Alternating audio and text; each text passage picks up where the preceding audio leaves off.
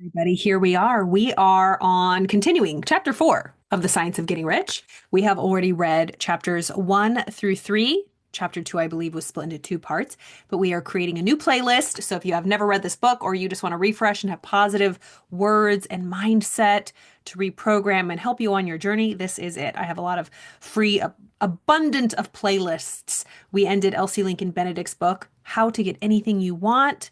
So powerful. Your moods make your life. And she taught us so many great lessons. And of course, I shared real life experiences, taught a little bit, but read that whole book. It was 94 videos. There is 94 videos in that playlist. If you missed any of them, I encourage you to check out that playlist on the YouTubes. I did this book, The Science of Getting Rich, I believe back in 2021, I think. And the new playlist I'm calling 2025. So we will see. I'm reading a little bit faster this time, but maybe I'll dive into it a little bit more as we continue. Maybe I'll split this chapter 4, it's a little longer too, into a few videos and put them out as we go. All right, let's jump in. Chapter 4, The Science of Getting Rich. He's been talking a lot about doing things in a certain way. People who are successful, people who are wealthy, people who are rich, people who are abundant, they are so because they do things in a certain way. Chapter 4, the first principle in the science of getting rich. Thought is the only power that can produce tangible riches from the formless substance. That's a mic drop sentence right there. Thought is the only power that can produce tangible riches from the formless substance. Thoughts are things. Thoughts are energy and they are power. We can feel other people's thoughts. If you've ever been around somebody and you know what they're thinking, you might not know exactly what they're thinking, but you can feel their vibration. You can feel if they are upset or if they're joyous or happy. Thoughts are things. And when we stay within a thought and we give it energy, attention, and focus, and we make that vibration boom, boom, bigger and bigger, it starts to take form. We start to attract to us like vibration, like emotions, the energy and motion that is coming up off us. That is a law of the universe. The law of vibration dictates that everything in this physical universe vibrates. It's energy going at a very rapid pace of speed, so much so that it creates tangible objects. This phone that I'm holding in my hand, a tangible object that we can see with our five physical senses in this outside world, objective world, was first a thought.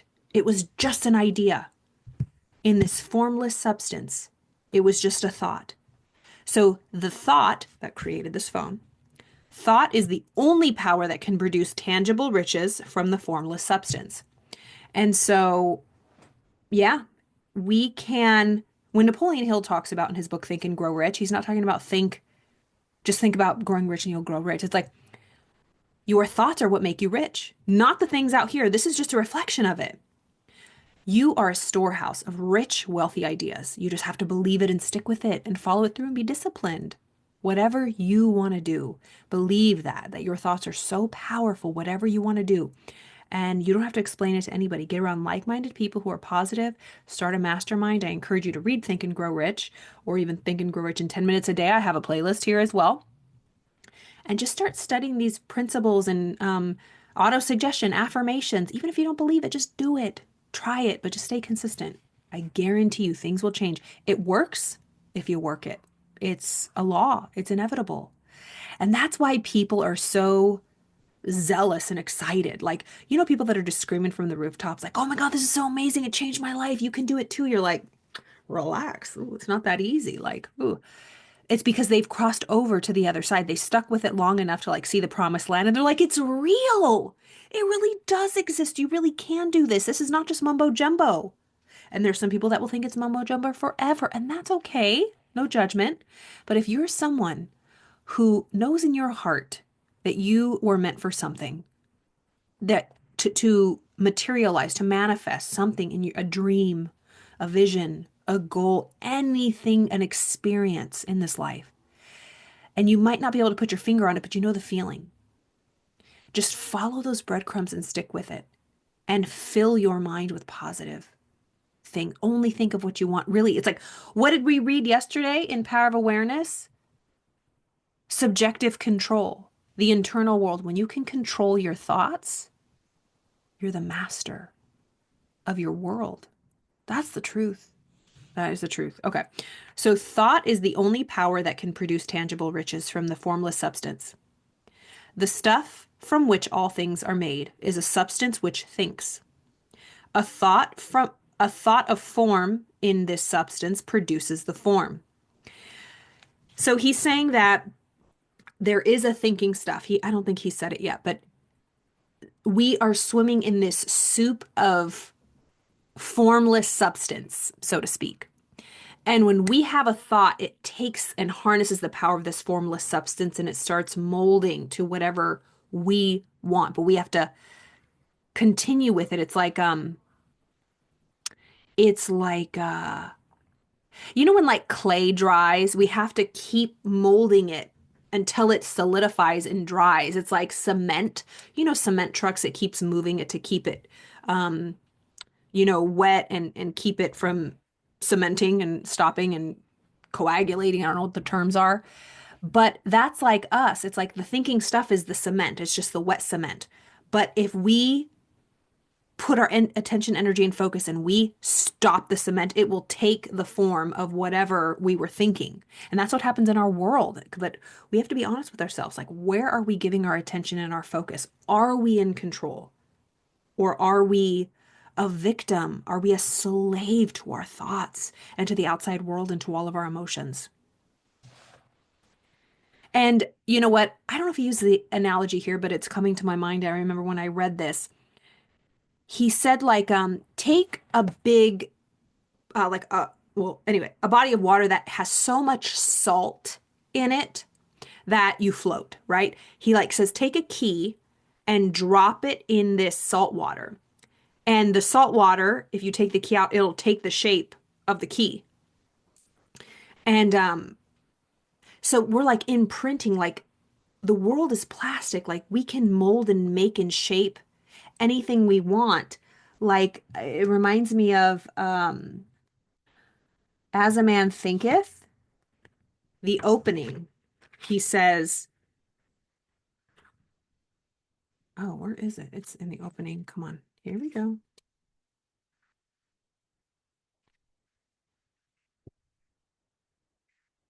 Where is the opening? Is it in my other book?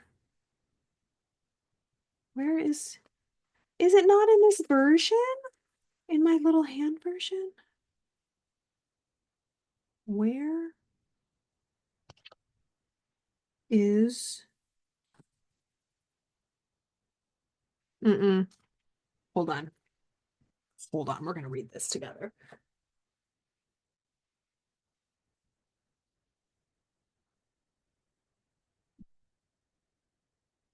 Mm-hmm. Mm-hmm. Mm-hmm. Mm-hmm. Mm-hmm. This is my OG version. Where am I crazy? Yes, here it is. I'm not crazy. So thinking about this stuff, as Wallace D. Waddle says, this energy that we can't see, it's filled with thinking stuff. And when we think a thought, it starts to grab it and starts to put it into form. Mind is the master power that molds and makes, and man is mind, and evermore he takes the tool of thought, and shaping what he wills, brings forth 1,000 joys, 1,000 ills. He thinks in secret, and it comes to pass. Environment is but his looking glass. Environment is but his mirror. So our mind, our thoughts are the power that molds and makes, and we can make heavens or hells. What is this from? Iceland. This is from Katie Mae Peters, I believe. I love her so much. Angel. She's so funny. Okay. Yeah, I don't know why this version doesn't have that little ditty, that little poem in there. Yeah, so anyways, oh, this was in there too. Napoleon. It says today can be the most important day of your life, exclamation point. I'm reading that. From the Napoleon Hill Foundation. All right, let me put this back in here. So a thought of form in this substance produces the form. Original substance moves according to its thoughts. Every form and process you see in nature is the visible expression of a thought in the original substance. As it thinks of a form, it takes that form. As it thinks of a motion, it makes that motion. That is the way all things were created. We live in a thought world, and this world is a part of a thought universe. Everything was created from a thought. People believe that this universe was made from God's thoughts. I think it's all made from our thoughts, but that's a whole nother topic, okay? The original thought of a moving universe first extended throughout the formless substance. The thinking stuff resulting from that thought took the form of systems of planets and continues to maintain that form. Thinking substance takes the form of its thought and moves according to the thought. Holding the idea of a circling system of suns and worlds, it took the form of these bodies and moved them accordingly. Although centuries may be required to do the work, thinking the form of a slow-growing tree, the formless substance produces the tree. In creating, the formless substance seems to move according to the lines of motion that has established. It has established. The thought of an oak tree does not cause the instant formation of a full-grown tree, but it does start in motion the forces which will produce the tree along established lines of growth. Every thought of form held in thinking substance, so held there, causes the creation of that form, but always, or at least generally, along lines of growth and action already established. So every thought of form held in thinking substance causes the creation of that form, but always, or at least generally, along lines of growth and action already established. If the thought of a house of a certain construction were impressed upon the formless substance, it might not cause the instant formation of that house. So it says, if you think about building a house and a thought of a house of a certain construction were impressed upon, when we start impressing this idea of this house we want to build, it might not cause the formation of the house in an instant, but it would cause the turning of creative energies already working in trade and commerce into such channels as to result in the speedy building of the house. So we think of a house. I want to build this house. Is the house going to just pop up? No. But our thoughts will start going out and calling the lumber yards. It'll start calling the construction. It'll start looking for the land. It'll set in motion the things that need to happen to build that house. So it would cause the turning of creative energies already working in the house building industry, and it will result in a speedy building of that house. And if there were no existing channels through which the creative energy could work, the house would be formed directly from primal substance without waiting for the slow process of the organic and inorganic world. No thought of form can be impressed upon the original substance without causing the creation of that form. And so it's just, again, reiterating the importance of every single thought we has a consequence. It could be so subtle, right? Little by little by little. I think I mentioned it when it comes to sobriety and addiction. A person who's sober and who relapses, it doesn't happen overnight. It's not like they're sober for 7 years. There's people who've been sober for 7 years, 15 years, 20 years, 20, 30 years, and then they relapse, right? And so it didn't happen overnight. They were sober for, say, 5 years. They were sober for 10 years. And little by little, one thought at a time, even it's just that 1 degree, starts setting into motion, and then all of a sudden they're drinking or using again. And it seems like it happened, it was a trigger, like I just lost it. I went through a terrible thing and it was the only way I knew how to cope or whatever, fell off the wagon or I was tempted beyond. It's little by little and it's so subtle. So the results that we have, the behaviors that we take part in, are being planted teeny tiny thought by teeny tiny thought. And that's why we have to remain vigilant. What are we thinking about? What are we entertaining? Or like clients that I've worked with when it comes to being faithful in their relationships or had issues with that. The thought didn't just creep in overnight to, you know, go outside of their marriage. It was little by little. It was little by little. All right. So no thought of form can be impressed upon the original substance without causing the creation of that form. A human being is a thinking center and can originate thought. All the forms, my nose is itching so bad. A human being is a thinking center and can originate thought. All the forms that a person fashions with his or her hands must first emerge from thought. An individual cannot shape a thing until that same individual has thought that thing. And so that's why it's so important to allow ourselves to think about what we want, even if we don't think it's possible. Sit and think, really think for yourself. What do you truly want? Forget about if it's, logical or not. What do you want? Think about it. And what thoughts pop up or what objections pop up? Really, really take a look at that. Where do we feel limited? Where do we feel blocked? An individual cannot shape a thing until that same individual has thought that thing. And so far, the human race has confined its efforts wholly in the work of its hands. It has applied manual labor to the world of forms, seeking to change or modify already existing forms. Our human race has never thought of trying to cause the creation of new forms by impressing thought upon the formless substance. When individuals have a thought form, they make material from the forms of nature and make an image of the form which is in the mind. They have, so far, made little or no effort to cooperate with the formless intelligence, to work with the Father, capital F. They have not dreamed that they can do what they seeth the Father doing.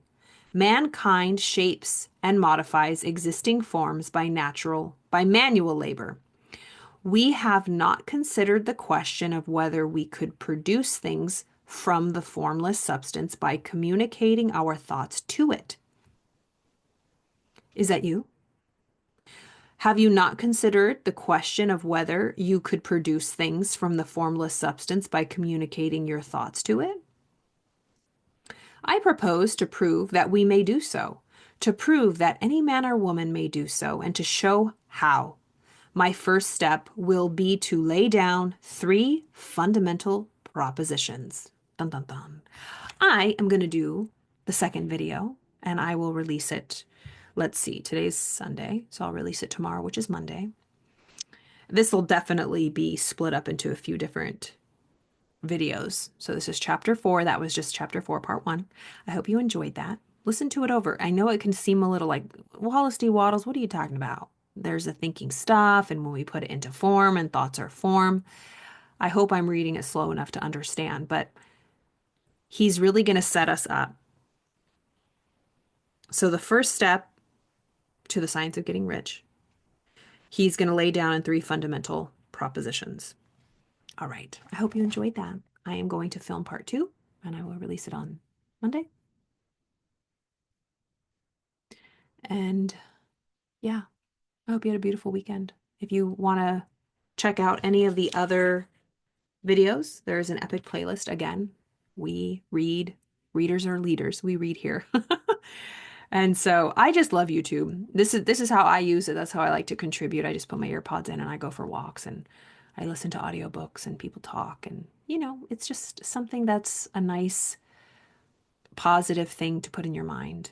Because we can definitely spend our time and give our attention to things that, you know, have different effects on our mind. So I hope you enjoy that. And I appreciate all of your love and support. This is just such a dream of mine, and I am so grateful. So thank you for being here, and I will continue tomorrow. I'll see you then. Bye.